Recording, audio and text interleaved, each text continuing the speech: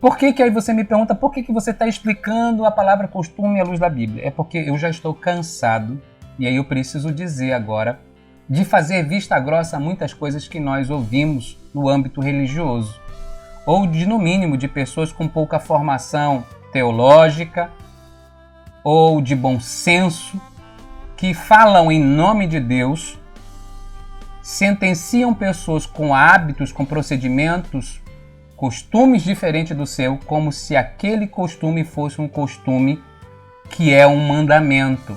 Costumes são costumes. A Bíblia estabelece distinção entre costumes, mandamentos, orientações, determinações, juízos e estatutos.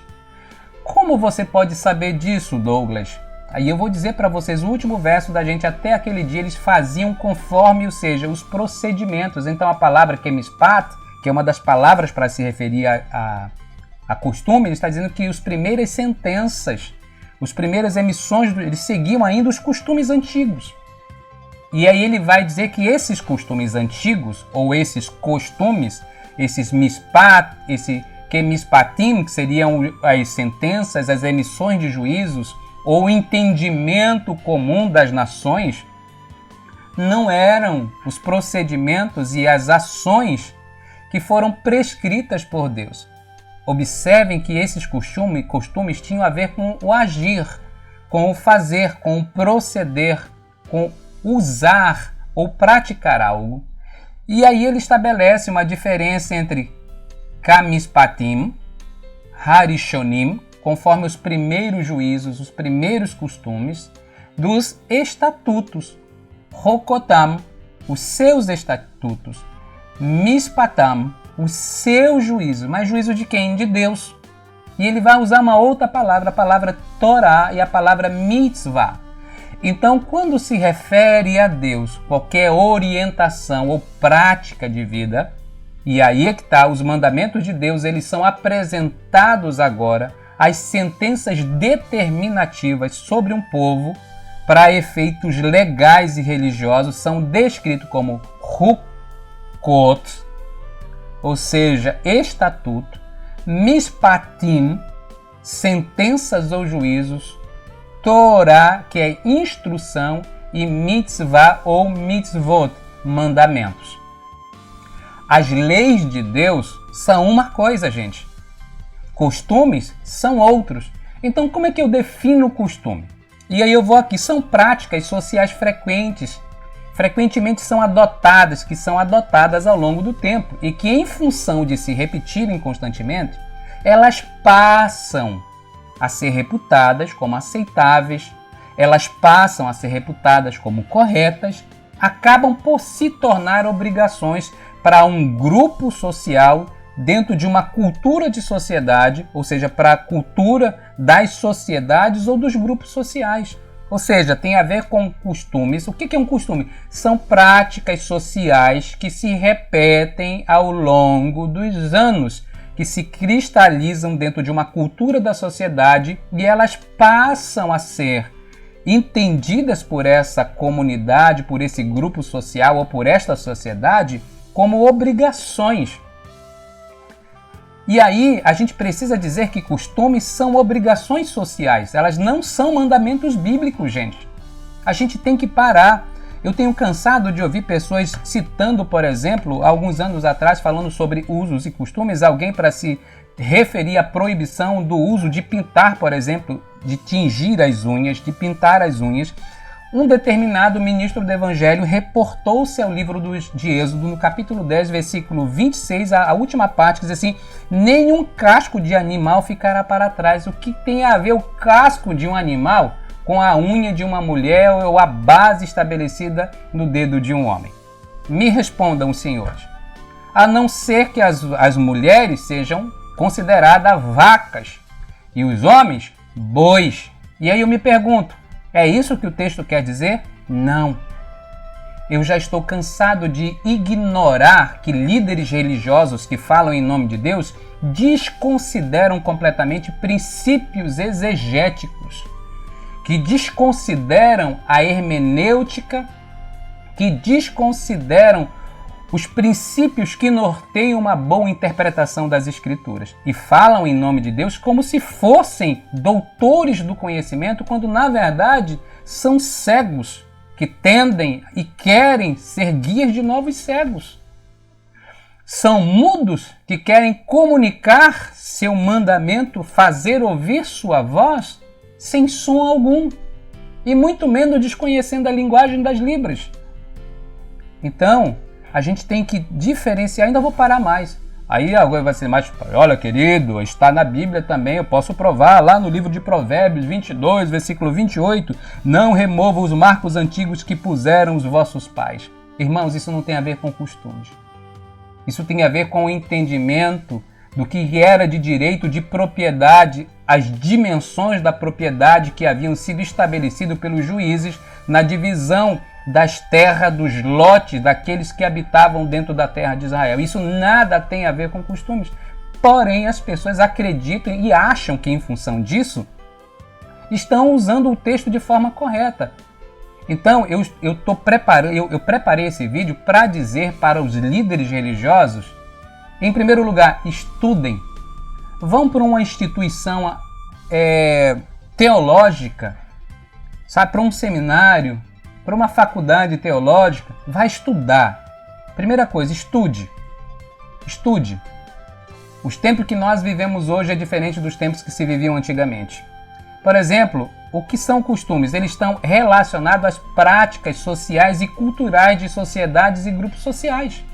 Isso significa dizer que existem costumes de traje, de roupa, às vezes de etiquetas sociais, dentro da estrutura da cultura e dessas práticas, até a forma de como se comunicar alguma coisa. Então, a gente tem duas opções.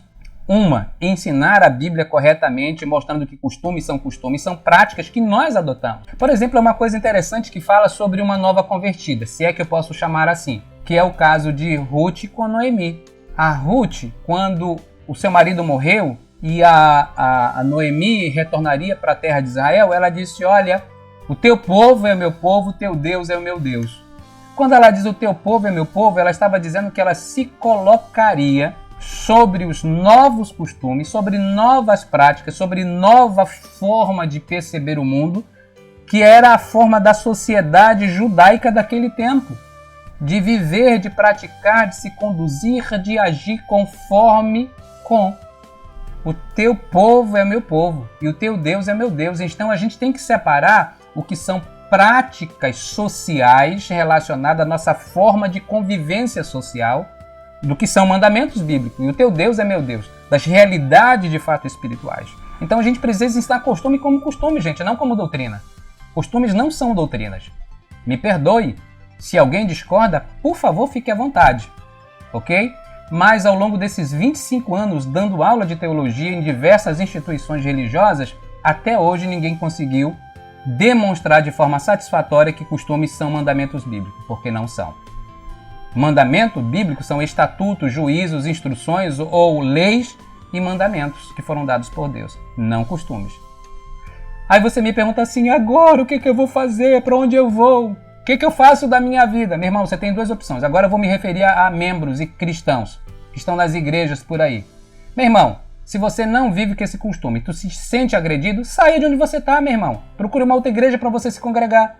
Agora, se o grupo social que você pertence tem uma forma, uma conduta social, e tem essa conduta social como aceitável, e essa conduta social não contraria valores e princípios do reino de Deus, mas você não se adequa, procure um outro lugar para você se congregar, querido.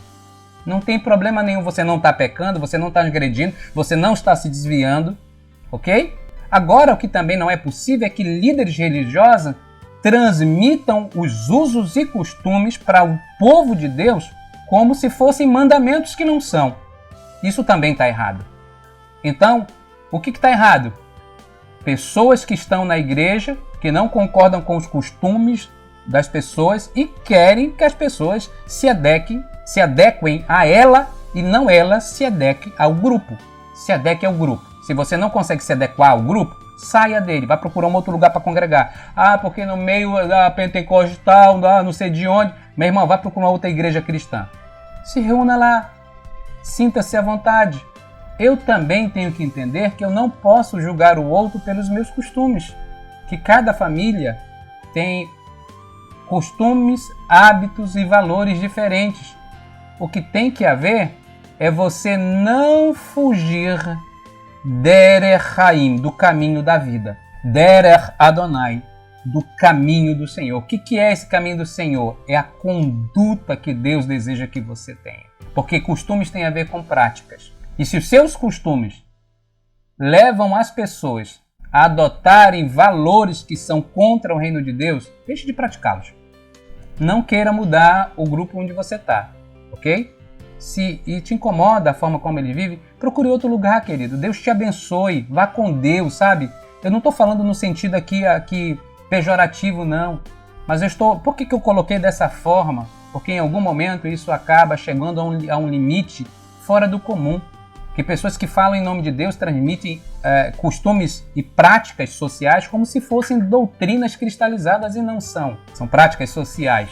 Isso tem a ver com a nossa forma de regulamentar a convivência social. Se essa prática de convivência social lhe faz mal, procure um outro ambiente religioso com os mesmos valores cristãos. Sinta-se à vontade para frequentar um outro lugar e ser abençoado em outro lugar. Agora, líderes religiosos não ensinem costume como se fosse doutrina, porque não são, ok? E aqui está a prova, à luz do que nós conversamos de cada texto bíblico e à luz de 2 Reis, capítulo 17, versículo 33 e 34. Eu sei que esse tema é polêmico, eu sei que talvez renda alguns comentários bem interessantes, mas eu quero aproveitar o momento, se você gosta desse tipo de vídeo que traz esclarecimento, sem paixões religiosas, sem preconceitos, sem falta de discernimento, porque esse vídeo ele é trazido como fonte de pesquisa, depois de muita pesquisa, de muita reflexão, para trazer para você um material com qualidade. E aqui eu não estou preocupado que você siga os meus costumes, porque eu também posso não seguir os seus costumes, mas todos nós temos que estar cativos ao mandamento da palavra de Deus, as diretrizes do caminho da vida. Tá bom? Então, se você gostou desse vídeo, aproveita, deixa o seu like, se inscreva no canal e recomende. Pega agora o canal, você vai clicar lá em compartilhar, compartilhe com o máximo de pessoas que você puder. Você está vendo que tem ali o símbolo de um QR Code. Esse QR Code, se você gostou desse projeto que está sendo desenvolvido, assim como outros que estão sendo desenvolvidos dentro do canal Um Pan Sem Fronteira, você pode contribuir. Fazer pesquisas não é uma coisa tão simples e barata no Brasil. Materiais com qualidade de pesquisa, tá, requerem investimento. Então, se você deseja contribuir, daqui a algum tempo eu vou precisar passar 2 meses parado em função de uma cirurgia, e não só você me ajuda a me preparar melhor para trazer conteúdos melhores, com qualidade melhor, para você ser abençoado e dirimir suas dúvidas à luz da palavra de Deus, assim como também você usa de bondade e de misericórdia comigo nesse momento em que eu vou precisar. De qualquer forma, fica aqui o meu muito obrigado a todos vocês e, como eu sempre digo a todos, Lehi Traot, Shalom, Shalom.